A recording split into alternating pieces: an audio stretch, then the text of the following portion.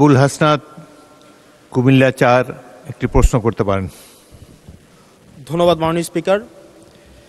মাননীয় স্পিকার, বর্তমানে আমাদের আসন্ন পরিবেশ সংকট এবং পরিবেশকে সামনে রেখে মানবিক বিপর্যয় রোধে এবং কিছুদিন পরে আমাদের বর্ষাকাল রয়েছে, সেটি রোধে আমরা দেখতে পাচ্ছি বাংলাদেশের যতগুলো নদী রয়েছে, নদীর যেই চর এবং নদীর পাড় সংশ্লিষ্ট যে জমিগুলো রয়েছে সেখানে অবাধে মাটি কাটা হয়, সেখানে ড্রেজার দিয়ে মাটি কাটা হয় এবং সেটির কারণে যেই অংশটি থেকে মাটি কাটা হয় এর আশেপাশের জমিগুলো হচ্ছে আপনার বিপন্ন হয় এবং কৃষি উৎপাদনমুখী করা যায় না।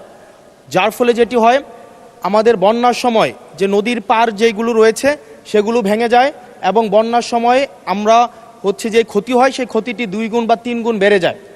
সেজন্য মাননীয় মন্ত্রী মহোদয়ের কাছে আমার প্রশ্ন হচ্ছে, আমাদের এই পরিবেশ সংকট বিবেচনায়, আমাদের সামনে বর্ষাকাল রয়েছে, সেটি বিবেচনায় মাটি কাটা বন্ধে, ড্রেজার বন্ধে আপনারা কি কি পদক্ষেপ নিয়েছেন?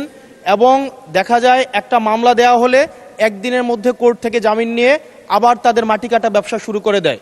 সেজন্য স্থায়ীভাবে এই বিষয়টি বন্ধে কি ধরনের পদক্ষেপ নেওয়া হবে সেই বিষয়টি জানতে চাচ্ছি। ধন্যবাদ। মাননীয় মন্ত্রী। মাননীয় স্পিকার, আপনাকে ধন্যবাদ। আমি মাননীয় সংসদ সচিবকে বলতে চাই যে পরিবেশের সাথে মাটি কাটার একটা সম্পর্ক আছে। সেটা শুধু উনি যেখানে বলতে সেখানে না, আমাদের ইটভাটা তো মাটি কাটা হয় যেটা আমাদের উর্বর জমি নষ্ট করে। সেই জন্য আমার মন্ত্রণালয় যথাযথ পদক্ষেপ নিয়েছে যাতে করে এই ধরনের অবাঞ্ছিত মাটি কাটা বন্ধ হয়।